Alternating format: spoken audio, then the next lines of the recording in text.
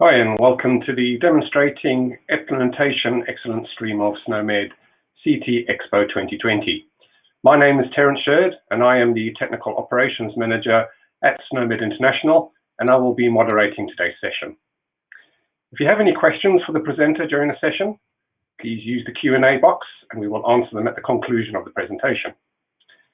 I'm now pleased to introduce Filipe Mealha from the Shared Services of the Portuguese Ministry of Health, who will be presenting SNOMED CT at the point of care from theory to practice.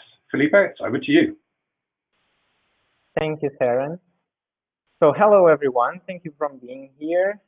Good morning, afternoon, or evening, depending on where you are watching this. So this presentation was built based on our experience, on the Portuguese experience on deploying semantics, and it's truly about, in our point of view, how to succeed, and even better, where we have failed at implementing semantics. But first things first, and the most important thing on this presentation will be the context, the Portuguese context, because this is what defines the boundaries of everything that I'm going to be presenting. And it starts with this. So Portugal has around 10 million citizens, and we have 54 public hospitals, 359 primary care units, and then we have around 90% of information systems, healthcare information systems in Portugal being run by SPMS, by our company. So, and this is a big thing. This means that we have capability to impact most of the market when it comes to ADT and electronic health record solutions. So, a little bit about the landscape. Health in Portugal is governed at the national and at the regional level.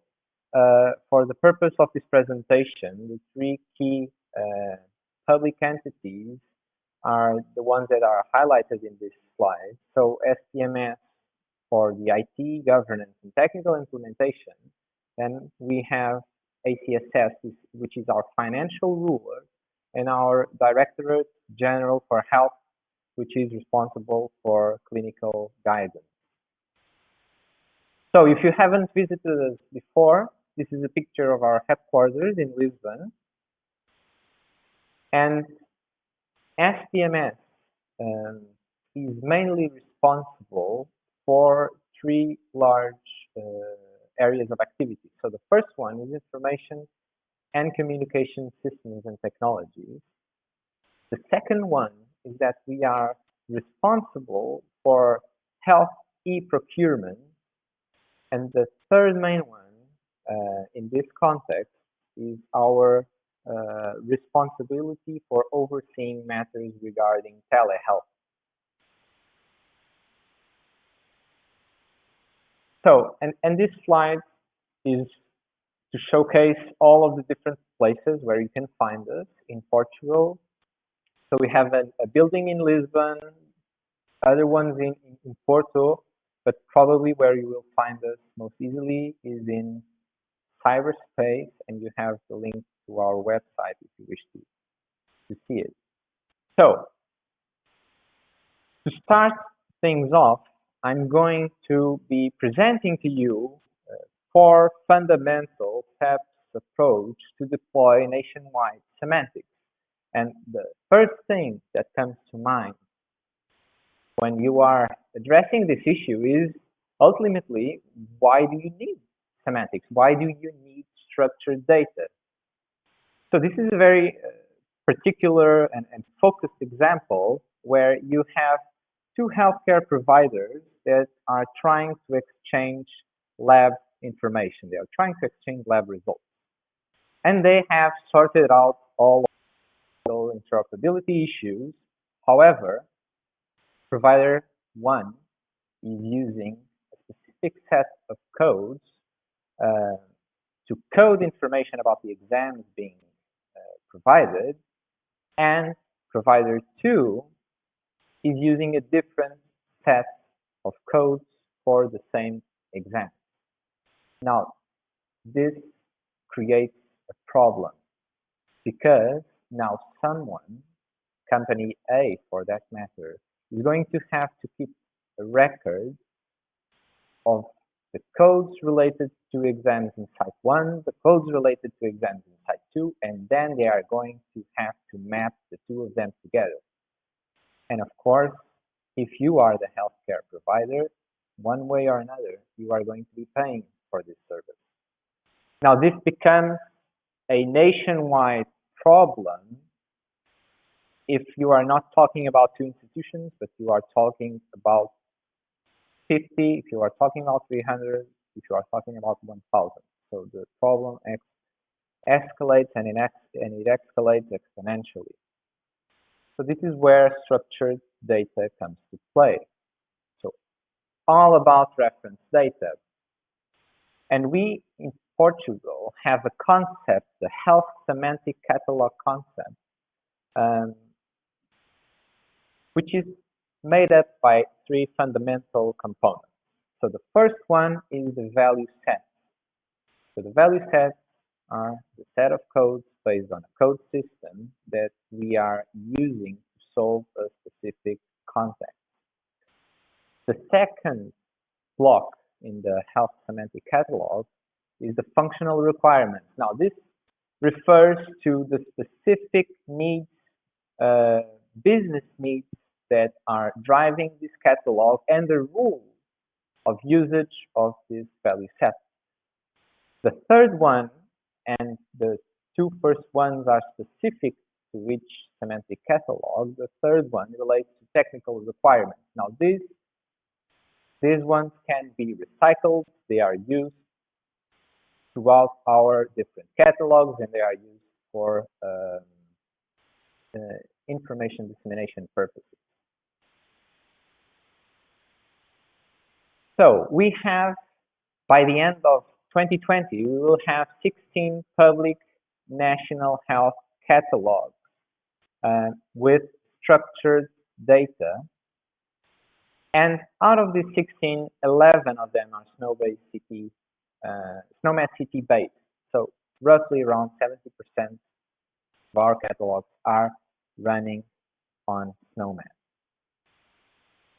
And if you are interested to see which catalogs I'm talking about, here they are, little circles on the bottom right of which one represents the number of terms that are in each value set used.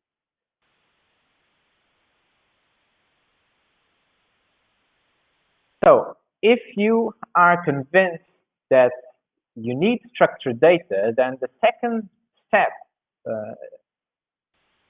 is to be mindful on how you are building this reference data, because SNOMED offers a very comprehensive set of codes, and maybe this has been our approach. Maybe you don't want to translate all of them at the same time in a single run.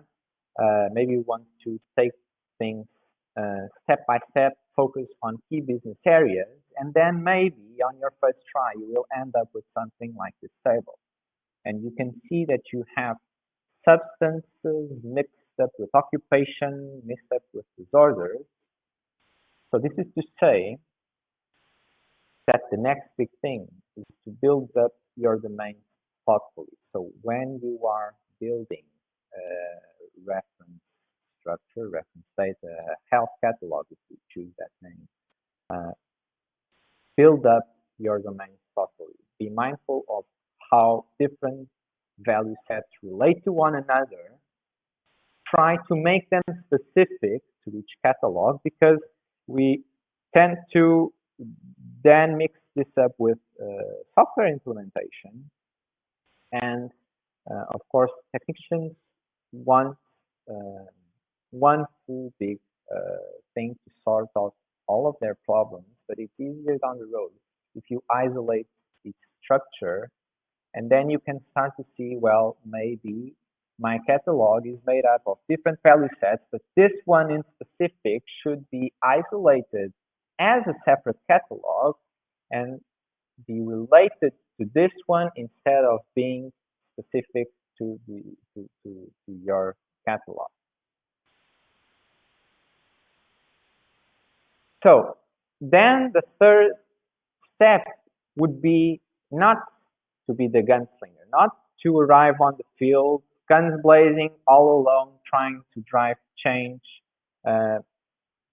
alone.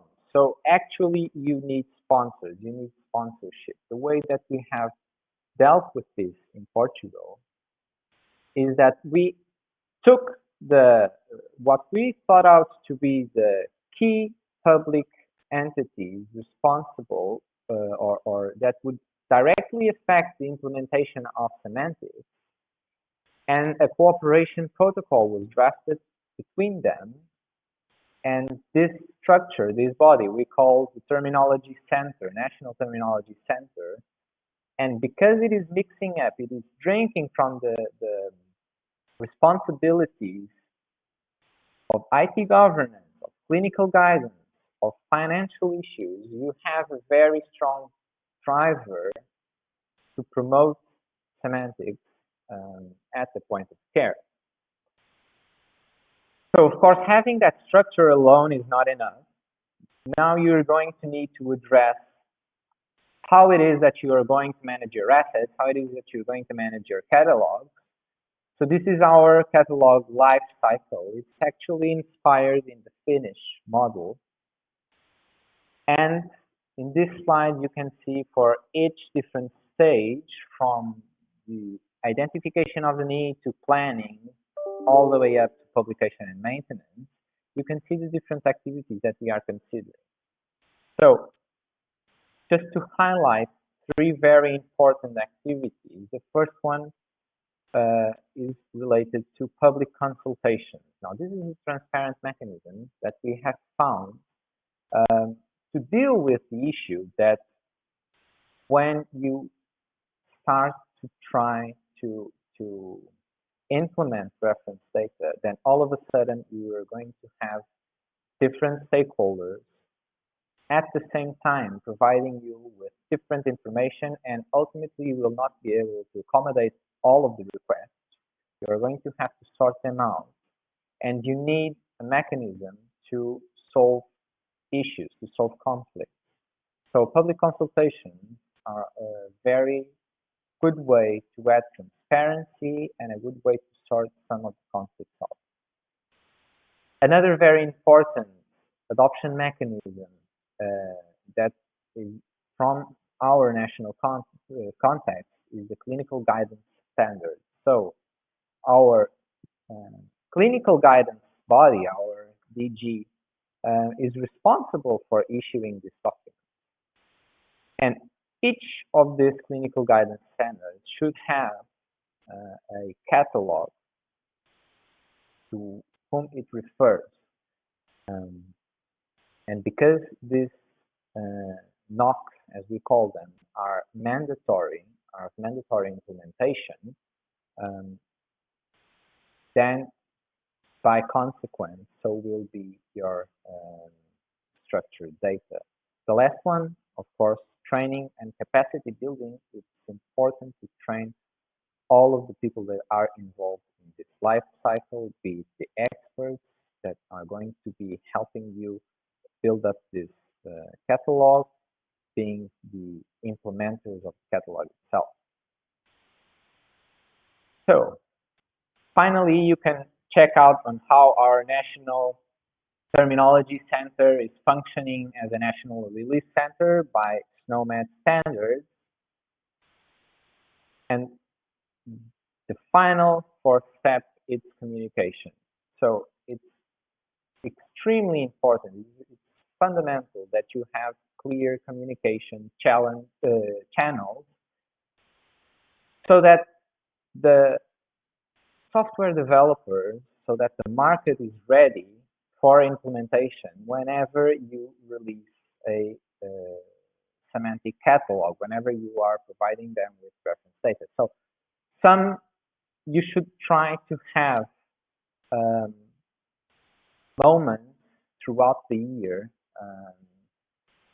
where you are expected to do these updates, and some terminologies do so.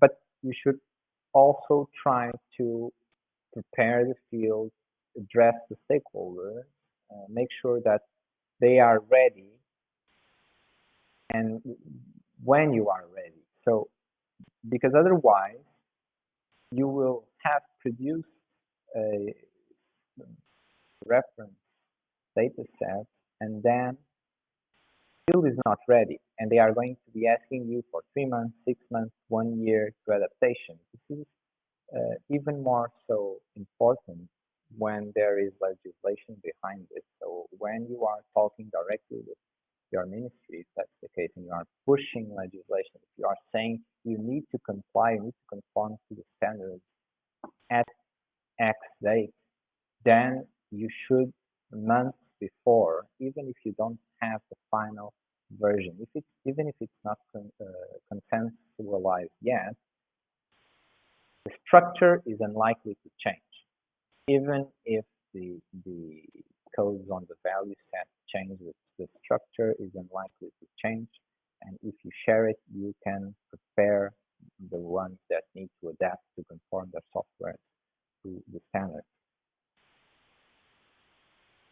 So, having said all this, even if you go through these 4 steps, you are going to end up with some pitfalls, and I've brought just a few of them to share with you today. So, the first one, now that you have a national terminology or release center, now that you are pushing semantics to the field, you are going probably to be caught in a conflict, which is, am I doing this for clinical purposes or am I doing this for financial purposes? This has been a fracturant issue in Portugal for many years now. So on one side, you can have your ministry say, well, we are only going to provide, we are only going to include this and this and this code referring to this and this and this exam in our national catalog, because we as the NHS do not recognize the providing of other exams other than the ones that are within this list, and we are not available to pay for them. And then on the other side, you will have institutions, and they are going to be both public and private institutions, saying, well, but my offer is more specialized than what you are offering. Now you have a conflict, because you are going to arrive at the field, and the doctors will not recognize themselves on this document, on your reference data. And if you try to conform to the doctors, then the finances guys are not going to be pleased. So our thought on this is to separate things, use different coding, separate the issues completely, do not mix them up together. Second one is around building bridges. So when we talk about semantics, and this is the European reference interoperability framework. So when we talk about semantics, we are talking about interoperability at an information layer. So believe it or not, interoperability becomes more difficult to solve in the upper layers than in the downward layers. And as such, we have gone and got pretty good at solving the technical layer for historical reasons first. So we have 3 main interoperability solutions in the health ministry in Portugal. One that caters directly to the hospital, one that is responsible for managing communications to central systems and to other ministries, and then one that bridges with other EU countries. So, and while implementing these platforms, and again, for historical purposes, we ended up adopting the FHIR standard and the HL7 V2 standard, and then the HL7 CDI. So,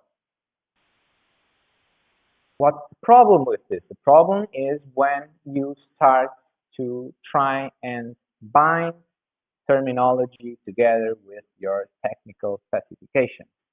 With, for instance, your FHIR specification, which is what is contained in this slide. So if you look closely, the bind happens from the element definition to the value set, which refers to the code system.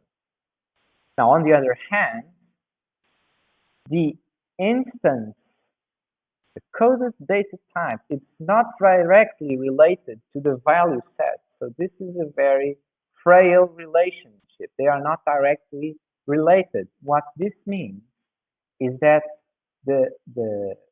from an implementation viewpoint, you are always referring back to your code system. And where we stumbled was that we started using different naming systems for this code system. As you can see here, we have SNOMED.org with HTTP and without HTTP, and we have SNOMED.info, and we have SNOMED.info/STP. Now, what this means is that even if we sort out the semantic, the value set part of the problem, because we have this inconsistency, now we need to go back and fix this. And this is not a simple find and replace. Why? Because we have years and years and years of pushing this to the field. And if you noticed earlier, we have, for instance, FHIR to HL7 V2 conversion. So it's very widespread. Well, of course, if you use OID and or other mechanisms, probably won't get caught up with this, but this is something to keep an eye on. So, last slide, last piece of advice, not really a pitfall. So, one of the things that we have learned that really helps to push semantics is by doing implementation consulting. Now, this isn't completely true. We do not do implementation consulting to private vendors. We are only doing this internally with our teams at SPMS. But remember that we can reach to a big share of the public market. So history, maintaining history, managing history is just one of the few examples where you can really help your development teams implement, adopt the standards, especially if you are talking about legacy systems, which will for sure struggle at some point with this mechanism. So I think I'm on time. I'm going to finish now. Thank you so very much for assisting, and I'm going to refer back to Terence. Thank you. Thank you very much, Filipe. It's been really interesting to hear Portugal's implementation approach, and thank you for that. Can I just ask that attendees just give us a couple of moments while we switch over from our pre-recorded content so Filipe can address the questions you have been submitting live during the presentation. Also want to take the opportunity to remind attendees that the session will be available on the event platform for the next 3 months if you want to watch it all again later. Thank you. Thank you, and welcome to the live Q&A session. Just like to remind attendees, and there's a few of you out there, quite a few on this particular session. Please, if you've got any questions for Filipe, please ask them in the Q&A chat at the bottom of the screen, and we can get Filipe to answer those questions for you. So the first question we've got, Filipe, is how many of your terminologies and classifications that are used in Portugal international, and how many of them are national? So hello, live now. Thank you, Terence, and thank you, Miko, my friend Miko, posed this question. This is an interesting one. So Like I said in the beginning of the presentation, we have, by the end of this year, we will have 16 public catalogs. Now, these catalogs are all based on international terminologies or classifications. SNOMED makes up for a big chunk of it, but we are also using other ones like ICD-10, CM-TCS, ICDO, TNM, ICNP. So we are using a variety of classifications or terminologies depending on how they fit the use case. But we do have our own national classification. Now, this happens mainly, we call, I don't know how to translate them well in English, but they are bits of classification that are issued by ACSS, our national entity responsible for the financial ruling of the health system. And they are mainly used for billing purposes. And this refers a little bit back to the issue of mixing up the clinical side with the financial side of things. So we are mapping them together. So where there is a financial based national value set, we are referring to international terminologies and or classifications. But I cannot precisely state how many of these regulations are out there. Thanks, Filipe. So you mentioned in the presentation about various software vendors and agencies that you had to engage with and make sure that they were prepared. How did you sort of identify those stakeholders and vendors, and how easy was it to engage directly with them? So this is another very interesting question. So there are a lot of private software vendors, and of course we do not have the whole of the market. We do not provide offer to the whole market. So there are always going to be a lot of private vendors. The key here to establish a relationship with them, just because of the sheer size and numbers, is not trying to map them all out, but turning the table and offering them notification mechanisms to which they can subscribe to, and then each and every time that you are pushing something new, that you are updating some of the existing structures, then you just need to notify everyone that has subscribed to your services. And in this way, you do not need to keep track on everyone who is out there, and you let them build that list for you.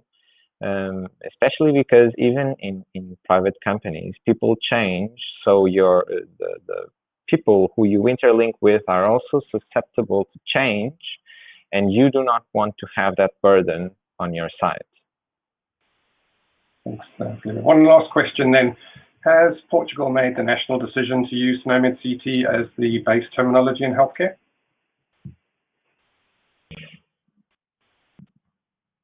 So we are fully committed to SNOMED CT. As you saw, around 70% of our health semantic catalogs are SNOMED CT based. I don't think that we will ever, at least not for now, choose a one-size-fits-all. So just use SNOMED and not use any other classification or terminology. It's really all about building domains. SNOMED has a very, very wide range of coverage. And it can be complemented in very specific cases by other existing standards. So try to think of it like a salad. And I would say that probably SNOMED is the mayonnaise, the core ingredient. But you do need the leaves and other bits and pieces, and you can get those from other very focused, specific terminologies or classifications. But definitely, SNOMED stands out. Thanks, Filipe. We've run out of time for any more questions, so sorry if we haven't managed to answer your specific question. But Filipe does have a booth, the Shared Services for Portuguese Ministry of Health, in the exhibit room. So if you want to go and chat to Filipe or his team directly there, you'll find them in the exhibit room. And thank you very much, and enjoy the rest of the expo today. Thank you. Goodbye. Thank you.